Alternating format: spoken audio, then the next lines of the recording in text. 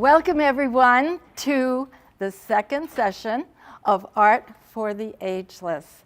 I'm your instructor, Francesca Schomberg-Solano, and today we are going to study the nature and how it can give us materials to work with. Our first subject is going to be a forest of birch trees. I call this abstract designs in nature. Let's look at our tools first.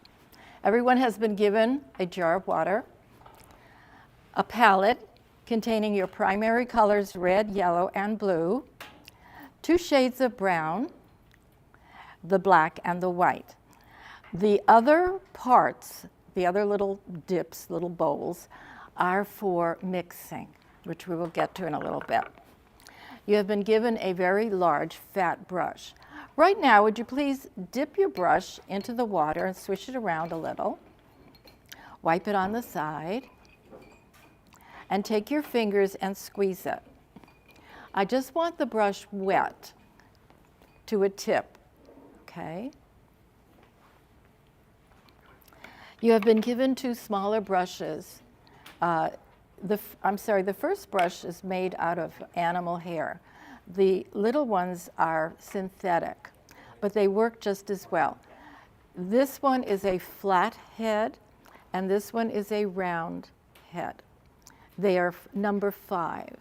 The big brush was number 10. Take each one and swish it in the water and squeeze it.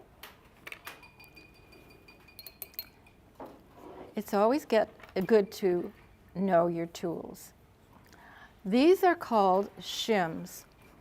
Please pick up your shim. If you are at a table that does not have 2 shims per person, please feel free to go and borrow from another station if it is a vacant station. The wood shim, of course, is used to level off items such as furniture. I use it under my easel when the floor is crooked and makes the easel crooked also. One day I was doing some printing and I looked at the shim and I said, oh, what fun. I wonder what would happen if I painted this side of the shim and printed it. And so I did so in many colors. What I'm trying to encourage in all of you is to look in nature for things that will print and print satisfactorily. All right, we're going to get started with our first print, and it will be black on white paper. So I need to caution you, do not use this brush except for the white paint. If it gets any other paint on it, it will contaminate the white and tint it, and you don't want that. For this black, you're going to use the acrylic flathead. The method in which you're going to apply it will be telling you exactly how much or how little to get the effects you desire. All right, let us put this flathead brush into the black paint, being very careful. And we are going to paint it along the side of the shim. If you want a very thick tree, you're going to slap it on generously. If you want a thin tree, you won't. Now, I could draw it down this way, and that would give me not too much of an impression. Then I'm going to slap the black on using both sides of the brush, turning it as I slap it down. Okay. Either put your white paper into your clipboard or work with the white paper directly on the table. Please take your first sheet of paper and put it in a position that will help you. Did we get paper towels at all? Yeah. Oh, if you would like to put your brush down on the paper towel at this point,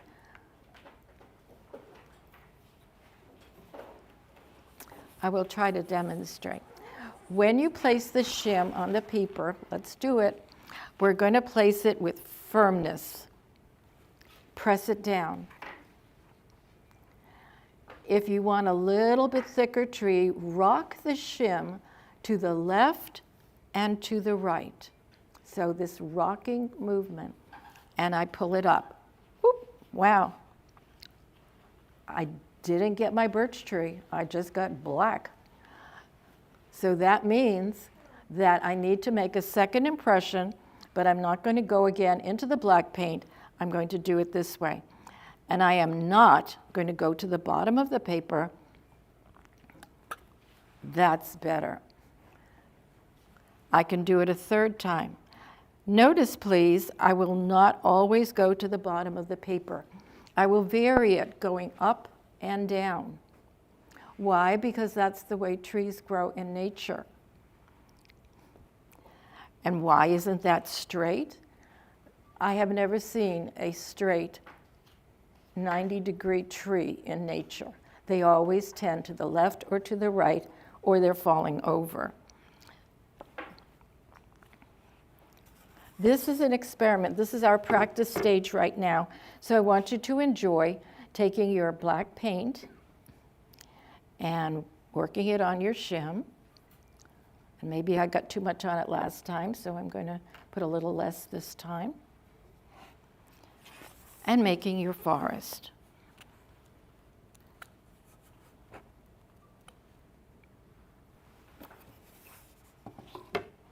Go across your paper. Do it as many times as you like. This is not a final product. This is a practice session.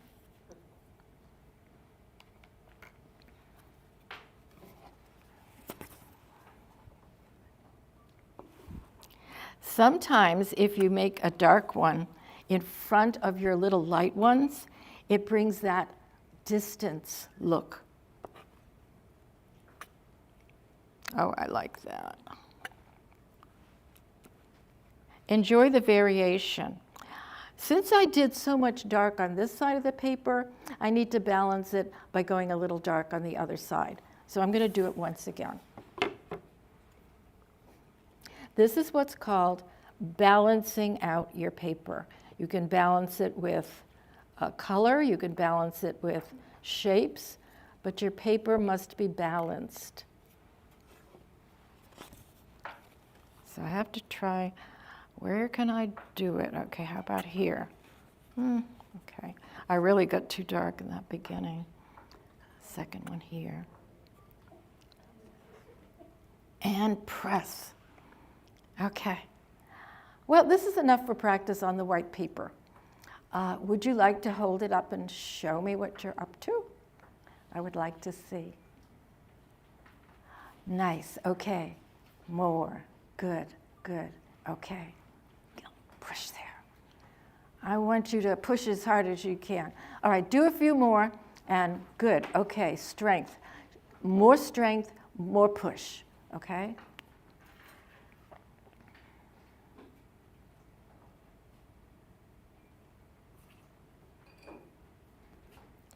Okay, let's see. I'm going to take the time to thank Danny Lee and Sean Hidalgo and Ted Fong for allowing me to come back and share my art with you again this season. And especially I want to thank Sharon volunteering today. She's done a lot of work getting those palettes ready. All right. One more sneak peek at your work, please.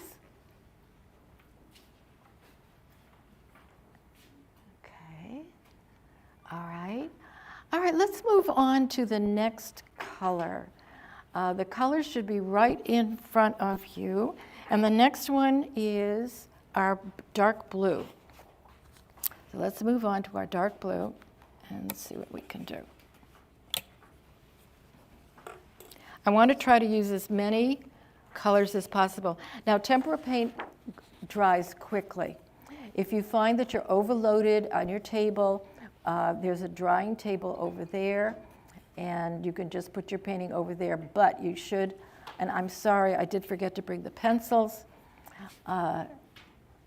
I was going to say, Sharon just left, if you have a pencil in your purse or your pocket or something, and we'll try to get some pencils by the end of the day, because these paintings will begin to look alike and you won't be able to tell one from the other. Okay. All right, so let us place the dark blue in your clipboard, or I'm going to do it straight on the table, okay? Now for this, remember, only I have one shim that I'm using for the white. The other shim, if you use it with the white, of course, you're going to contaminate.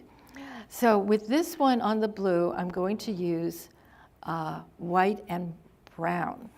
And I have two browns. One is what they call a raw sienna, and the other one is kind of burnt. So again, let's clean our black brush.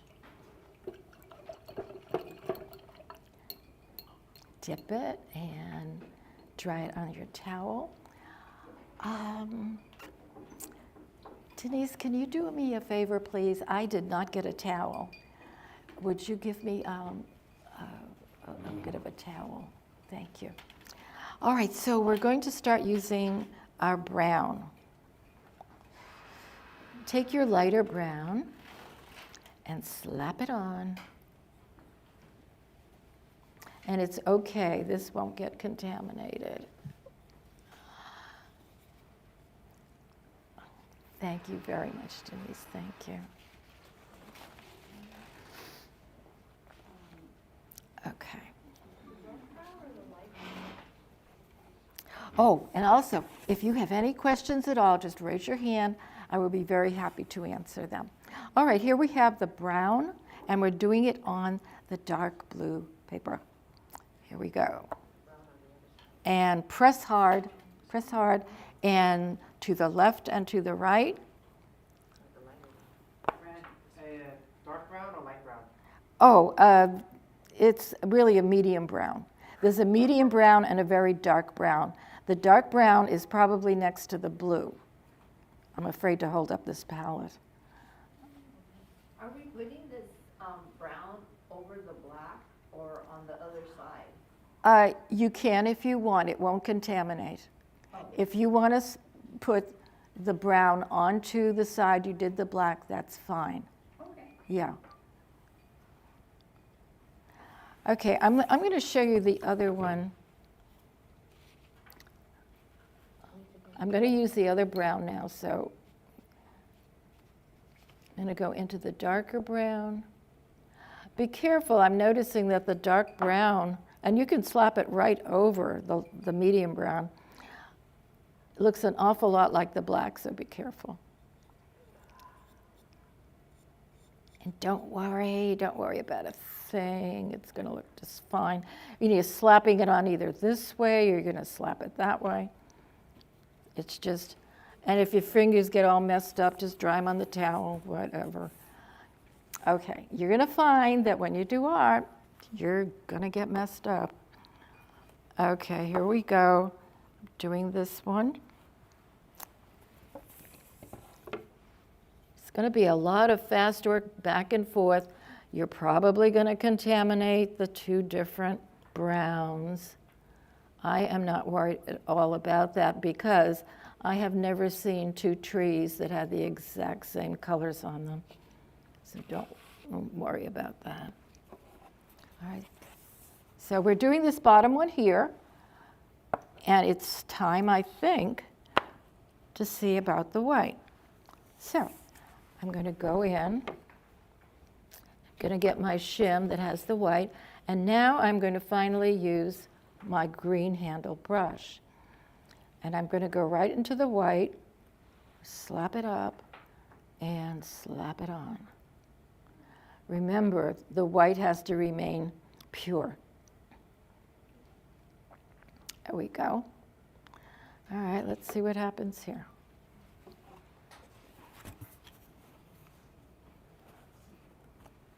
Oh, not bad. I can see, I think I should have put the white on first because I might start contaminating. I'm also going to tell you this. I'm going to send the shims home with you because I'm sure a lot of you might have tempera paint at home and you might want to do this over and over again. So here's your second shot with your 2 shades of brown, your siennas and your white. I'm just going to put a few more in, and then I would like to see the effects you have gotten. So be ready. There. Okay. And I'm going to use I'm going to press it here because I want to get more strength. Okay. Okay, I'm done. Share. If you're ready, that you've put some white down, that I would like you to share with me what you have accomplished.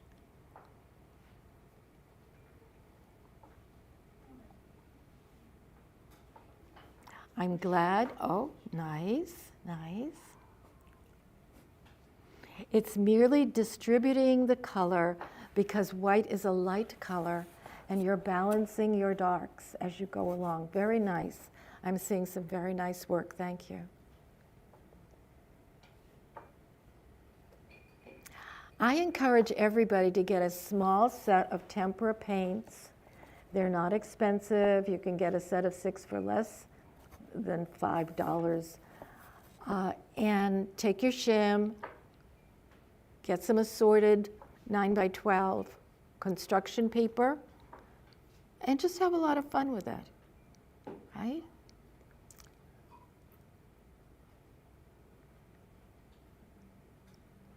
How are we doing?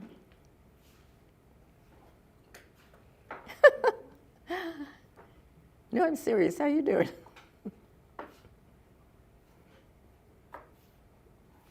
Raise your hand if you're ready to move on to the next one. And we're going to let this one dry. I know a lot of you are saying, what about the leaves? Don't the trees have leaves? Yeah. Trees have leaves. That's later, okay? That's your tiny brush. That's us mixing colors, and that's us putting finishing touches. Again, how many people have a pencil or are able to write? One person. Okay, 2. Okay. I knew there was something I'd forgot. Anyway, okay, we're going to move on. We're going to move on. So, our next sheet is our yellow. And let's see what we're going to do next. Oh, forgot to tell you. On your table, there is, in fact,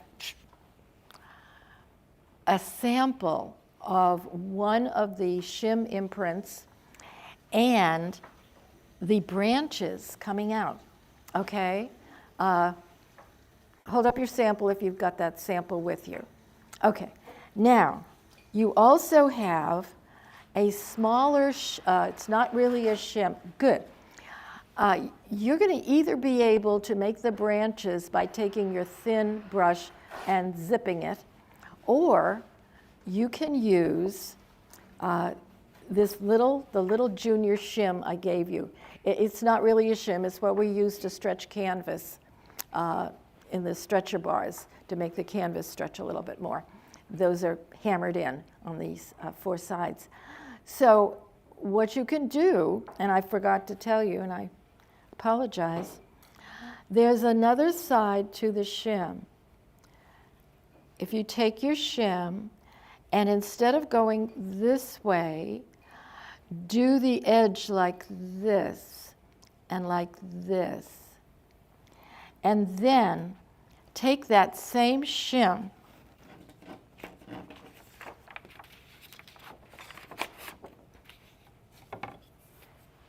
go back to your picture, and instead of imprinting it flat this way, turn it so that you only get the very thin edge. It'll look like this. Barely is a bare line. You can barely see it. Can you see that line?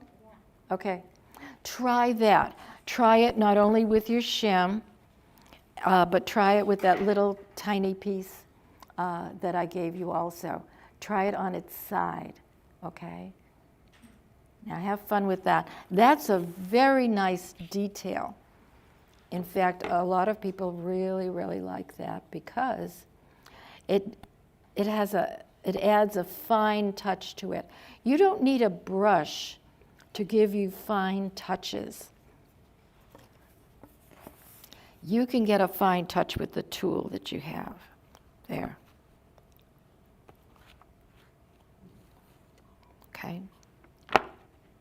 And you could smack that down any way you want. It doesn't make any difference if you make a mistake. In nature, there are no mistakes. Okay, now I'm going to go to the yellow paper, and I'm going to follow the same principles. I hope you have enough room on your desk for all your paperwork. We gave you folders so that you can take home the dry work that you have done. If some of it's not dry, by the sink I have placed newsprint paper that you could put over it until it does dry. Okay, come on, guys.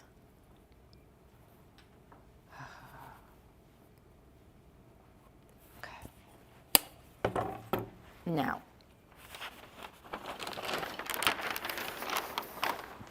okay, here we go with the yellow, and we're going to do the 2 shades of brown. If you also want to do the black, that's up to you. We're also going to do the edge of the shim to produce the fine lines. And I think we might just go into some green leaves at this point, all right? Okay, so with our yellow, and we're going to go into, we're not going to use any white at all, of course, because the main thing with choosing your paper is to choose a contrasting color for your paint, okay? The deeper the contrast, the more attractive your product will be. Okay, well, I guess I should have. Of course, wash out your white brush. Drip to the side, and we'll save that for later. All right, let's see, we're going to go into brown again. So we're going to use this brush, flat, and okay, let's do some imprints using our dark brown and our light brown.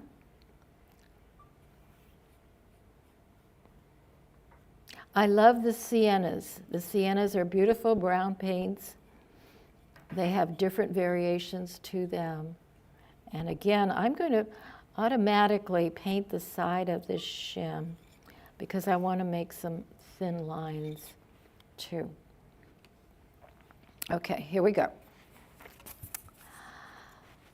And strength and variation. Rocking left to right, rocking left to right, rocking left to right, and press. On this side, I'm not getting too much. I'm run out of paint. So I'm going to go, and I can paint right over the darker brown with the lighter brown. It won't contaminate it.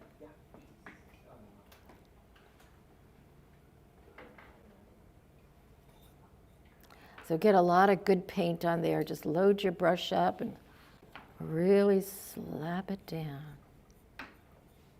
There you go. Okay. Here we go. Oh, that one was dark.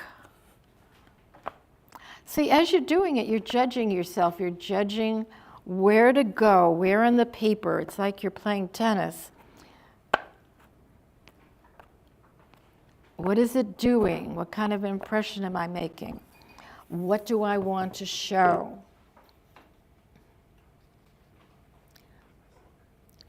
Also, there's a few important things to know. You're working with your subject. You know what your subject is. You're happy enough with it. That's your theme. You're also wondering, as we said before, about balance. And we know now that dark is balance. The variations.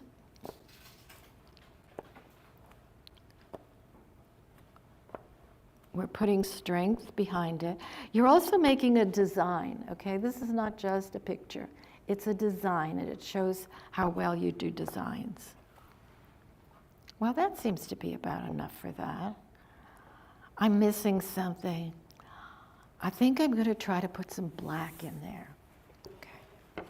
So I'm going to go and take this brush, and I'm going to go into my black, because I feel as though I'm missing something.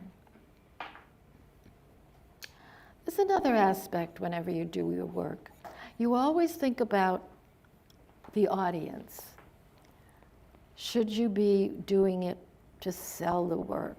Should you be doing it for another reason? As far as I'm concerned, there's only one target audience. You. You're the audience. You're doing the work. You're enjoying yourself, and that's all that's important. You don't need to have a big audience. Here goes the black now. Woo! Okay, that one surprised me. Up and down, I like that. Okay, that's probably what I was missing, was that whole feeling. Now on my side.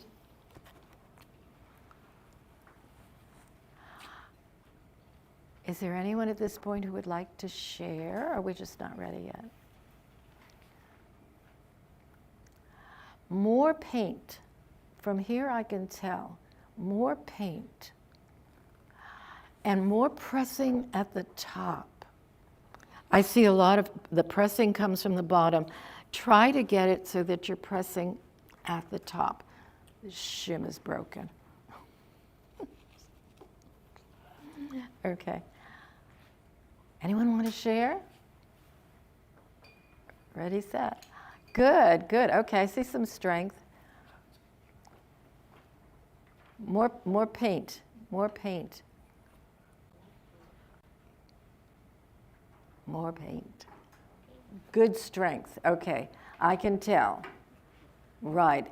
If you have got the tops that have a little bit more, then you have more strength.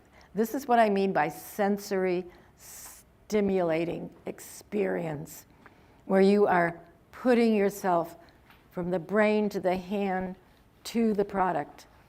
You are doing this and coming through. You're getting that. Even people that have trouble with their hands, I have a great deal of trouble with my hands. Yes, they hurt. We are getting arthritis and osteoporosis and all the rest of that. But doing these art exercises where you're grasping that brush, you're taking that shim, you're grasping it and pushing, very good for your hands. Hurt a little? Yes, today. Tomorrow less. Keep trying. Okay. All right, let's move on. I decided it's too wet to do the leaves, so I'm going to take a hold on that one. And we're going on to the very light blue. And it looks like we have good time. And I think with the light blue, I'm using more black and brown. Well, it seems I'm using the same colors. So that one will be another practice exercise. So let's get into that. Okay, I'm going to leave you mostly on your own with this one because the colors are the same. We're going to do the dark brown, the medium sienna, I call it, and we're going to do the black. And again, if you find you have a lot of wet paintings or you're just getting crowded out, you have too many paintings, please do put them to the side.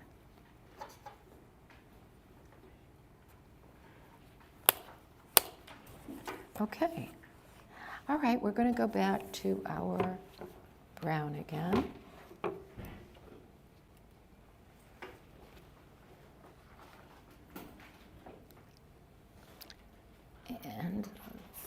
continue.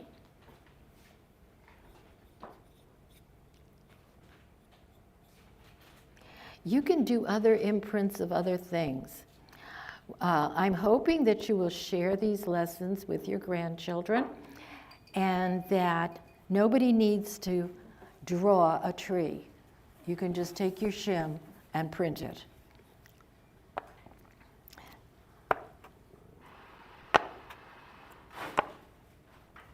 Okay, those are good. And you'll get better at this as you go on.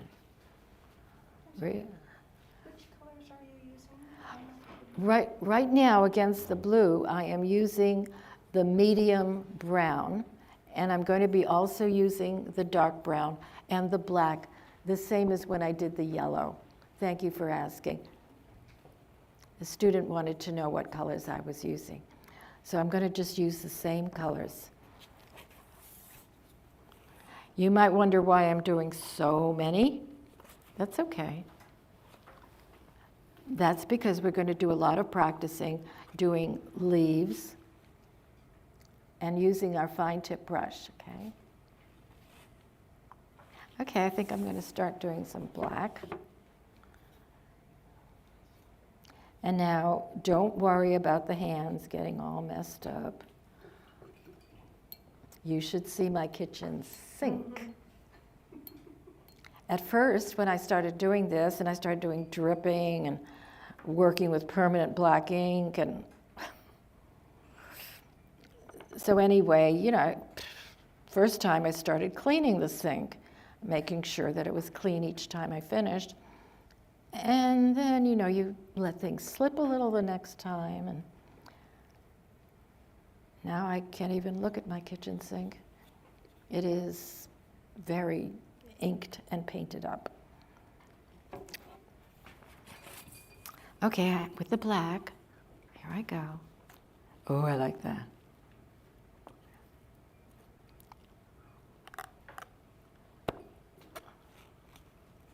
So you can get a little crazy.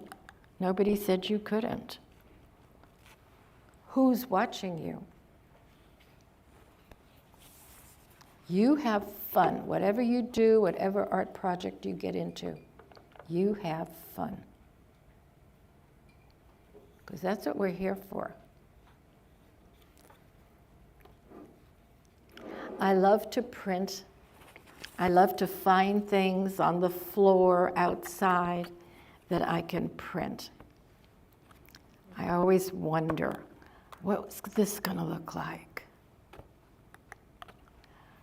Arouse your curiosity about what you can do if you put paint on something and press it on a piece of paper. Kids in school do it with their hands. They just slap the tempera on their hands and, you know, they don't care.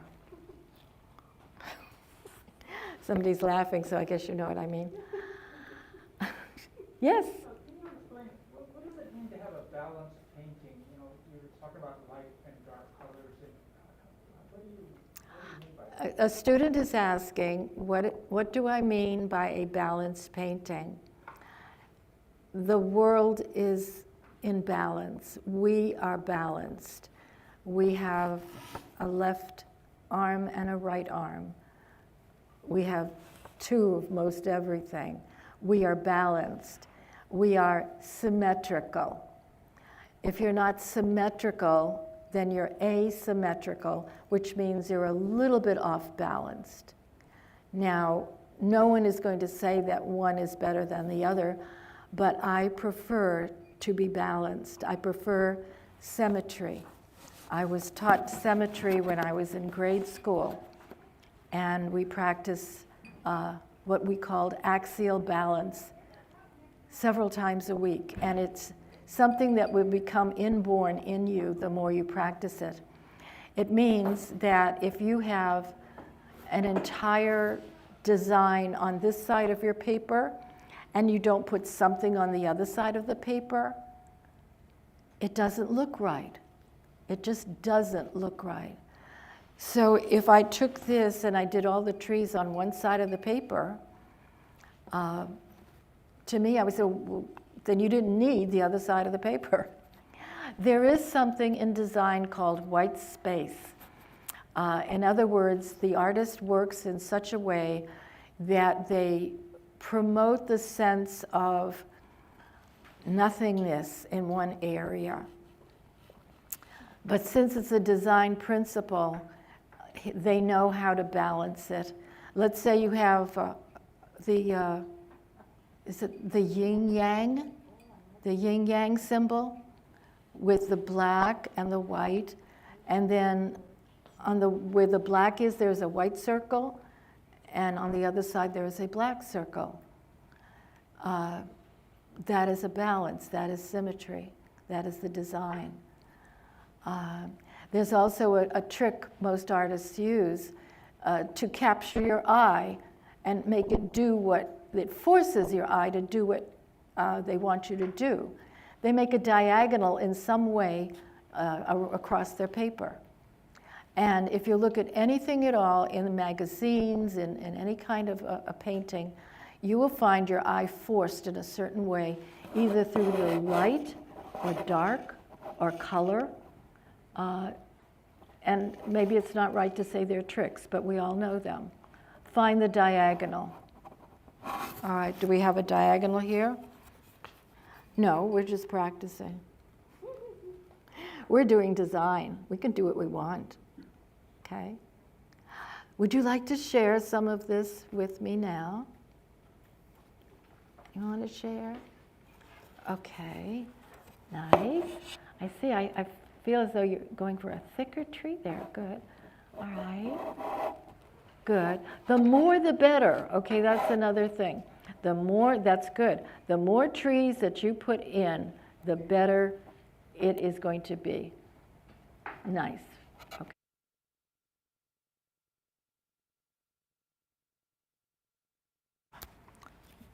My camera said I'm popping the microphone. Is something wrong now? No, you're good. Okay. All right, I gotta be. Okay. All right, let's go on. See what we got up next. Aha. Okay. Up next, we're actually going to do this. All right. So we're going to take our black. It's our last paper. The reason why I gave you the little pieces of black and blue, take them home, practice with them. Okay. Give them to your grandchildren to practice with you. All right, we're going to do our final paper, and then we're going to go back, and we have enough time to do our leaves and our branches and to finalize our lesson. Okay, here we go. Are there any other questions before we go on? I enjoyed your questions. I hate to get too wordy on everything, but it takes a long time. How many would consider themselves beginners? Oh, really? Good. Okay. All right. How many would say they're about at the intermediate stage, where they had some background? Nobody. Good. Okay. But advanced. What? But advanced. Advanced. Oh, okay. How many think they're advanced and are just taking this course to laugh at me? Okay. If you were advanced, you wouldn't even be taking this course. You know that. You'd be home painting right now. Come on. Are you advanced, Ted? No. Oh. He's always playing with me. Okay. All right, now, ta-da. All right, take your brush and your white. And we did have some, no, we're a full class today? Oh, that's wonderful. Oh, no, was somebody over sitting next to you? No?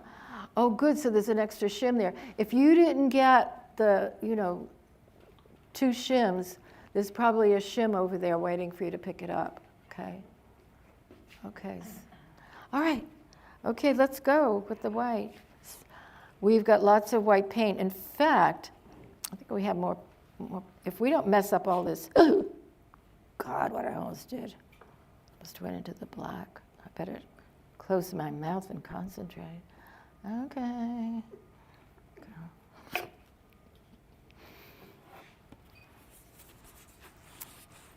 Nice and strong now. Varying at the bottom. Okay, varying. To the left, to the right, and up.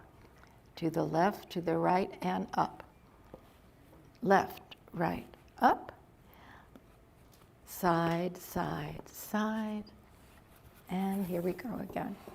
That was a good start. See, what's happening, if you're starting to get a little happier about it, it's because you have earned it. You have practiced and you have done a lot of work today. You don't know it, but you did. You just did a lot of work. Okay, here we go again. Remember what I said. Try to get some of your tops pressed down. With the white, it should be easier because this brush is fatter and it will hold more paint. Okay, so here I go. Oh, that's a good one. Okay. Here we go. Okay, now we're making music here. There we go. Now I'm going way up to the top a little bit and to the side, side, side. Okay. See how nice and white and strong your trees are now? How many people see a difference between their trees now as compared to when they started? How many think their trees are stronger? Good, good. This is your brain learning and liking what they're doing. Okay, let's just keep doing this.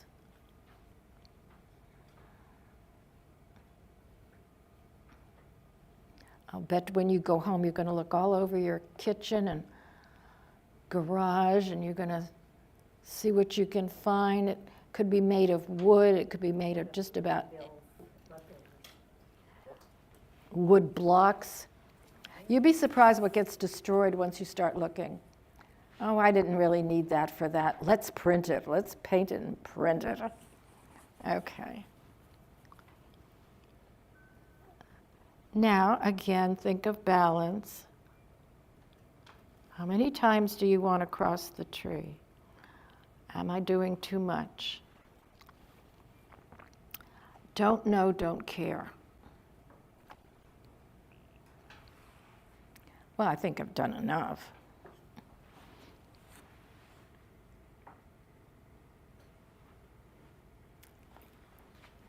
I said I wasn't going to tell you this story, but I think I'm going to. I did a painting, and it wasn't a painting. It was a yellow background, it was in oil, and I took the shim, and I did brown, put oil paint on the shim, and different kinds of brown and black and so on. And then I painted with a little brush the leaves, and I did it on the bottom and all through. And it was a nice, happy, joyful painting. It was so nice, I put it on my website. And when Crocker Art Museum asked for donations, I put it in a nice frame, and I said, here, take it. Enjoy. And so they did, and they sold it for a modest amount, about $100. And I was happy for them, and it made me feel good, and you can do the same thing. Seriously. With this knowledge in your hands right now, you can get a small canvas panel, some oil paints, and a shim, and you can make a painting, put it in a little frame. Yes, you can send it to the Crocker Art Museum and have it put on display and sold. Yes, okay? And for whoever who bought that painting, you could do this too. You could have made your own painting, okay? But thank you for buying mine, okay? I'll probably get sued for what I just said. All right. Now we're ready. And it's 3:15, so I'm going to rush along now. Our first one, okay, let's go. No, let's just stay with this. Oh no, it's not, it's still wet. All right, let me see which one we should do. Okay. Okay, so when you get home, you can finish the black one because it's still wet.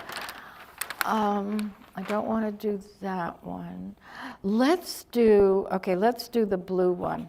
All right, find your blue one and check out to see if it's dry enough. Yep, okay, dry enough to do.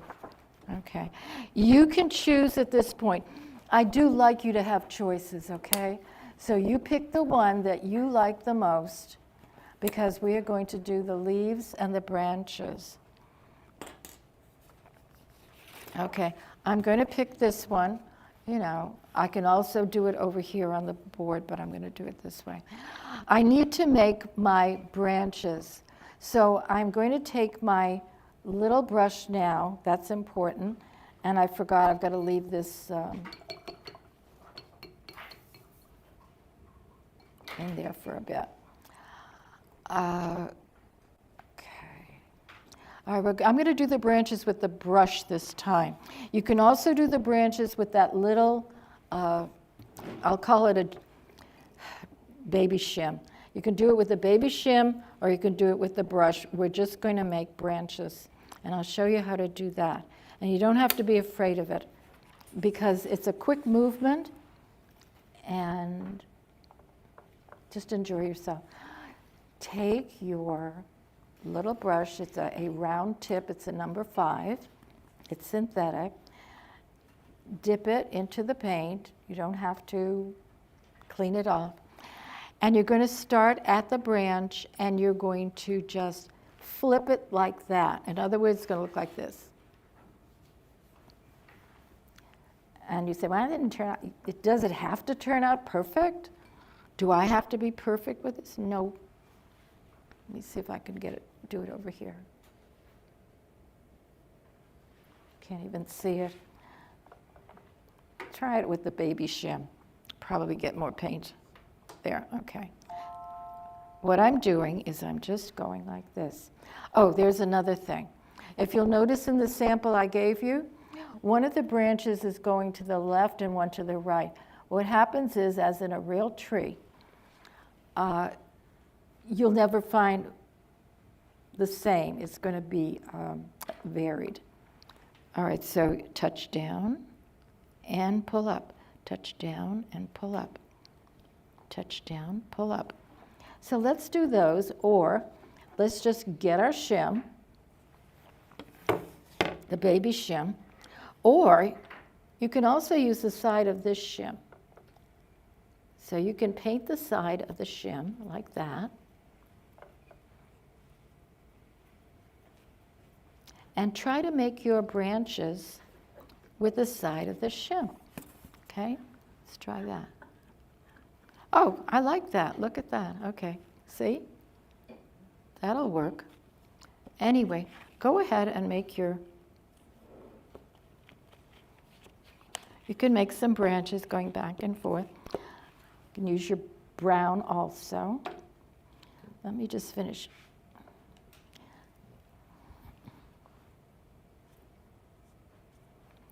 The more you dab at it, the better, so it doesn't look so awkward.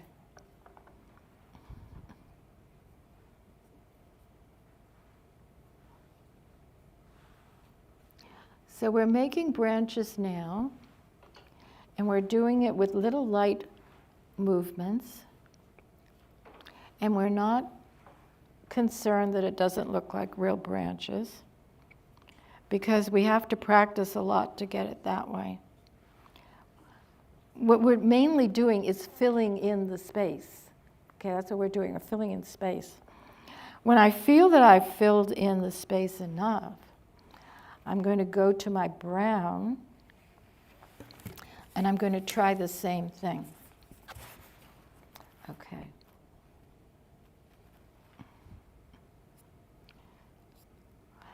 That's too thick. I'm going to have to shake this one out. Clean it on the towel. Okay. So we're going to do a few branches with our brown and our black. Same manner, same thing. For some reason, the brown is better, and I know why, because this paint is better. Your brown paint is a higher quality than the other colors, the other temperas. It's thicker and it's clinging more to the paper, which is good. All right, so let's make a few brown and black with our brush till it gets a nice big fat forest. Again, alternating your brush strokes so that you get the branches on the left and the right. How are we doing? So focused, so focused. That's good. That's another good benefit from painting.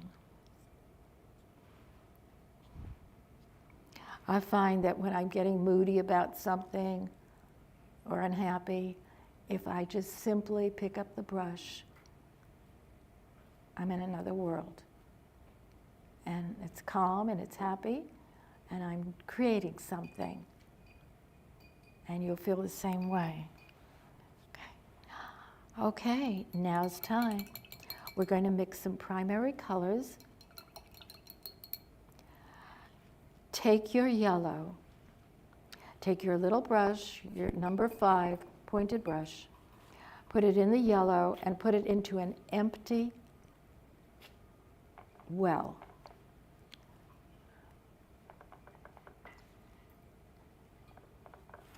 I'll see if I can lift this up, I'm not sure, without it dripping all over the place.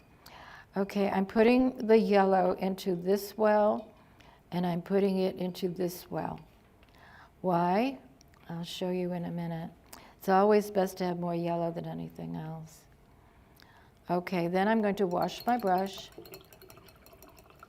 because I don't want to contaminate. I'm going to touch it into the red, and then back into my yellow. And of course, I'm going to get a very nice orange color. If I want it to be more orange, I'm going to have to wash my brush. You cannot go back into the yellow, or else you will contaminate it again. And there, it's only a little bit contaminated. And I'm going to mix it again until I get the desired color. Now I want to do my green. So I go into the other well that has the blue. I go into it with a clean brush. Notice I am touching my towel each time. Just a touch of blue, and I'm getting a nice green. Are we at that point together now? Are we mixing our colors? Please raise your hand if you're mixing your colors now. Okay. All right, I'll go just a little slower. We have about 6 to 7 minutes, but this will not take long. Okay. Now we're ready. We're going to do an autumn scene. So with your orange, we're going to make leaves. And the leaves are just strike, strike, strike, okay?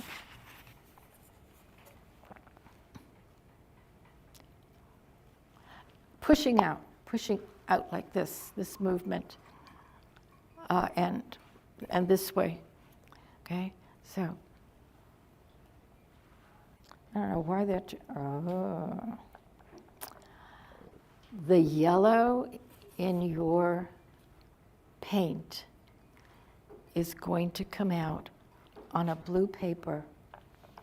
I'm afraid it's going to come out green, unless you do it really thick. So just dab away, just hitting it like that. You can go into your green, same thing. Just dab away.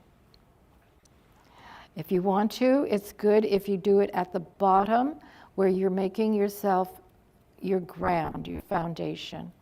Because when the leaves fall, of course, they gather at the base of the tree. Right? So this is the end of our tree.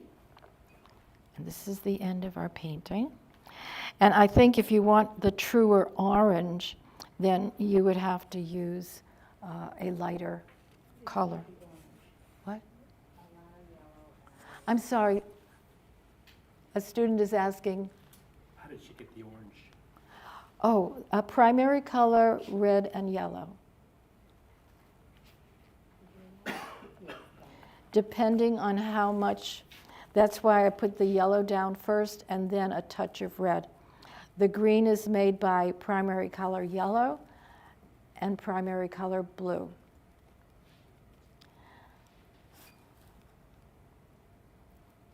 I would also like to encourage the beginners today to view the acc.org/blog/Francesca. And there are the initial 6 sessions, and one of them is color mixing. So that might be useful for some of the students. In fact, it might be useful if you viewed all of the 6 sessions. They're completely different. Okay, so we're just about winding up. We have only a few minutes. May I see some of your work? Are you ready for me? Oh, that's pretty. That's nice. Come on, guys. Show me, show me. Okay, nice. Good, good. More. The gentleman in the back has done some nice, powerful work today, too. That's pretty. Oh, yes. Okay, I missed some people. Would you please hold them up one more time? One more time. I didn't see everybody. Nice, yes, yes. Beautiful, beautiful. You have done very well today. I want you to put your brush down and give yourself some love. Oh, come on, more love than that. I'm too busy painting, leave me alone. Okay, okay, next time you get here, we are going to do something really different.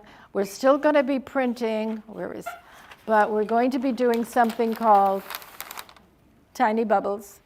So we're going to have a good time. We're going to imprint with lids, and if you want to bring some plastic circular lids of your own to imprint on, and we're just going to be making bubbles. And just to help you out, we're going to go outside and blow bubbles. Okay, so join us next time for a good time and take the bubbles home. Take your shims home. And again, if your paintings are not dry, there's a newsprint over there under that box, marks paint. And just cover them up and just take everything home. Again, thank you, Mrs. Ted Fong and Danny Lee, Sharon, and Sean Hidalgo. You've been wonderful, and thank you, ACC. I'm very happy to be back again.